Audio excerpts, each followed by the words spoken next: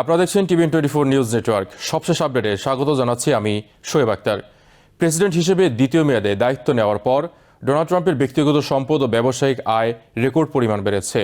আমেরিকার সরকারের নৈতিকতা দপ্তরে জমা দেওয়া সর্বশেষ আর্থিক প্রকাশনায় দেখা গেছে গত বছরে তার ঘোষিত আয় $2.2 বিলিয়ন বেশি। বিশেষজ্ঞদের মতে আধুনিক আমেরিকার ইতিহাসে দায়িত্বে থাকা কোনো প্রেসিডেন্টের ব্যক্তিগত আয় ও সম্পদ বৃদ্ধির এমন নজির আগে দেখা যায়নি। প্রকাশিত তথ্য অনুযায়ী ট্রাম্পের আর্থিক চিত্রে সবচেয়ে বড় পরিবর্তন এসেছে ক্রিপ্টোকারেন্সি খাতে। প্রথম মেয়াদে তার আয়ের প্রধান ভিত্তি ছিল হোটেল, গলফ রিসোর্ট, বাণিজ্যিক ভবন ও অন্যান্য রিয়েল এস্টেট, কিন্তু দ্বিতীয় মেয়াদে সেই অবস্থান বদলে গেছে। এখন তার সবচেয়ে বড় আয়ের উৎস ক্রিপ্টোকারেন্সি এবং এর সংশ্লিষ্ট বিভিন্ন ব্যবসায়িক উদ্যোগ। আর্থিক নথিতে দেখা যায় পরিবারের সঙ্গে সংশ্লিষ্ট World Liberty Financial, Trump meme coin এবং অন্যান্য ক্রিপ্টো উদ্যোগ থেকে ট্রাম্প বিপুল অঙ্কের আয় করেছেন। শুধু মিম কয়েন সম্পর্কিত রয়্যালটি থেকেই প্রায় $635 মিলিয়ন আয় হয়েছে। সব মিলিয়ে ক্রিপ্টো ও সংশ্লিষ্ট ব্যবসা থেকে $1.4 বিলিয়ন বেশি আয় দেখানো হয়েছে। এই অঙ্ক তার গলফ ক্লাব, হোটেল ও রিসোর্ট ব্যবসার সম্মিলিত আয়েরও অনেক বেশি। তবে ট্রাম্পের ঐতিহ্যবাহী রিয়েল এস্টেট সাম্রাজ্যও শক্ত অবস্থান ধরে রেখেছে। ফ্লোরিডার বিলাসবহুল মার-আ-লাগো রিসোর্ট থেকে গত বছরে প্রায় $77.5 মিলিয়ন এবং ট্রাম্প ন্যাশনাল ডোরাল থেকে প্রায় $122 মিলিয়ন আয় হয়েছে। প্রথম মেয়াদে মার-আ-লাগো থেকে যেখানে বছরে $20 থেকে $25 মিলিয়ন আয় হতো, এখন তা কয়েকগুণ বেড়েছে। একইভাবে করোনা মহামারীর সময় কমে যাওয়া ডোরালের আয় নতুন উচ্চতায় পৌঁছেছে। বিশেষজ্ঞদের মতে প্রেসিডেন্ট হিসেবে দায়িত্বে ফেরার পর ট্রাম্পের বিভিন্ন সম্পত্তি রিপাবলিকান রাজনীতির গুরুত্বপূর্ণ কেন্দ্র হয়ে উঠেছে। মার-আ-লাগোতে নিয়মিতভাবে তহবিল সংগ্রহের নৈশভোজ, দলীয় গালা, কর্পোরেট বৈঠক এবং রাজনৈতিক অনুষ্ঠান অনুষ্ঠিত হচ্ছে। বিভিন্ন রাজনৈতিক অ্যাকশন কমিটি, নির্বাচনী প্রচার কমিটি এবং ব্যবসায়ী সংগঠনও সেখানে অনুষ্ঠান আয়োজন করেছে।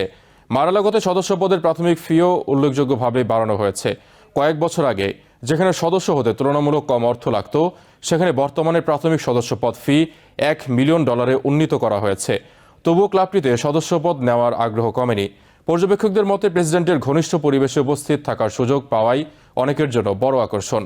আর্থিক প্রকাশনায় আরও দেখা গেছে ভারত, ভিয়েতনাম সহ বিভিন্ন দেশে ট্রাম্প নাম ব্যবহার করে পরিচালিত হোটেল, আবাসন প্রকল্প ও গলফ কোর্স থেকে লাইসেন্স ফি বাবদ উল্লেখযোগ্য আয় হয়েছে। এছাড়া ট্রাম্প নামের ঘড়ি, বই, বাইবেল এবং অন্যান্য ব্র্যান্ডেড পণ্য থেকেও কয়েক মিলিয়ন রয়্যালটি এসেছে। ট্রাম্পের সমালোচকদের দাবি, তার ব্যক্তিগত ব্যবসা এবং প্রেসিডেন্ট হিসেবে দায়িত্ব পালনের মধ্যে সম্ভাব্য স্বার্থের সংঘাতের প্রশ্ন এখন আগের যে কোনো সময়ের তুলনায় বেশি গুরুত্বপূর্ণ।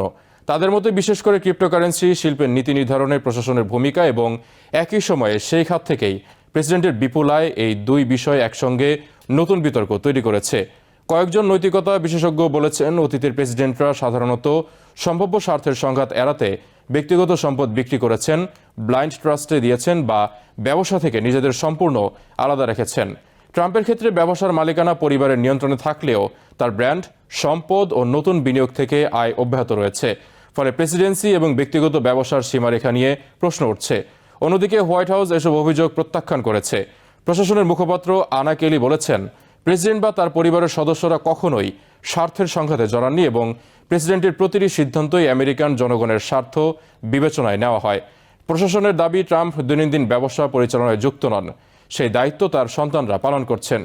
এদিকে সাংবাদিকদের সঙ্গে আলাপকালে ট্রাম্প তার আয় বৃদ্ধির পেছনে শক্তিশালী শেয়ার বাজার ও বিনিয়োগ পরিবেশকে অন্যতম কারণ হিসেবে উল্লেখ করেন।